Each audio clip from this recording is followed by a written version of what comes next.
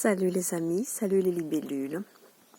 Alors, pour ceux qui ne me connaissent pas, je suis Christelle Benoît, Christelle avec mes petites ailes, et je suis énergéticienne, magnétiseuse et médium spirit.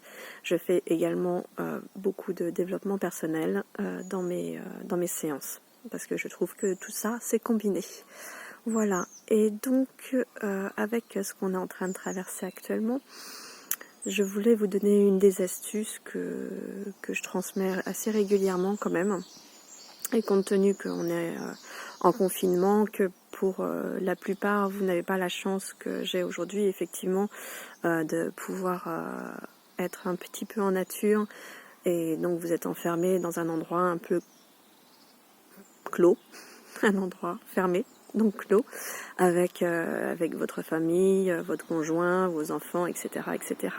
Ce qui peut être intéressant, alors voilà l'astuce, ce qui peut être intéressant, c'est de trouver un mot commun, un code rouge, un mot commun, je sais pas, genre saperlipopette, qui sera utilisé à partir du moment où soit vous sentez que vous êtes en train de monter en pression et que si vous balancez saperlipopette, l'autre en face doit vraiment s'arrêter et vous laisser aller respirer pour faire redescendre la pression. Donc là, après, c'est à vous de trouver aussi des outils pour, ne serait-ce que la respiration, rien que ça.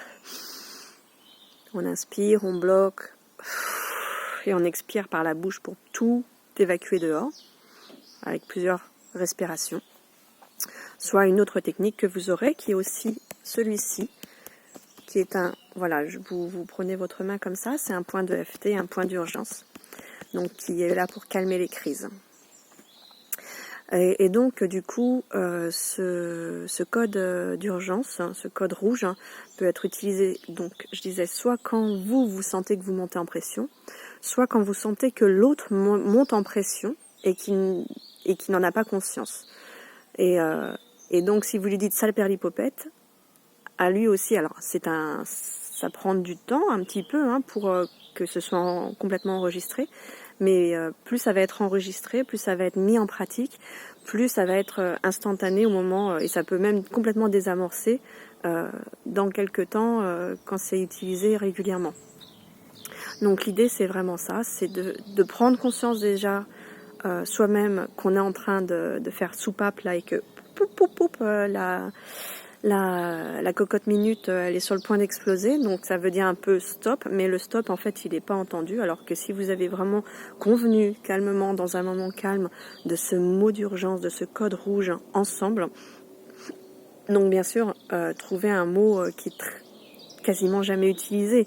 Saperlipopette, c'est génial, ça, pourquoi pas un mot qui désacralise un petit peu les trucs aussi, abracadabra, voilà, j'en sais rien, trouvez le mot qui vous convienne, et qui fasse une sorte d'électrochoc pour que l'autre se dise ok, donc vraiment à moi de prendre sur moi et de le laisser aller faire sa respiration, histoire que ça redescende. Laissez quand même passer encore un petit peu de temps après si vous avez besoin de reprendre la conversation, mais voilà, c'est pour toutes les situations où vous avez besoin que ça explose pas, justement.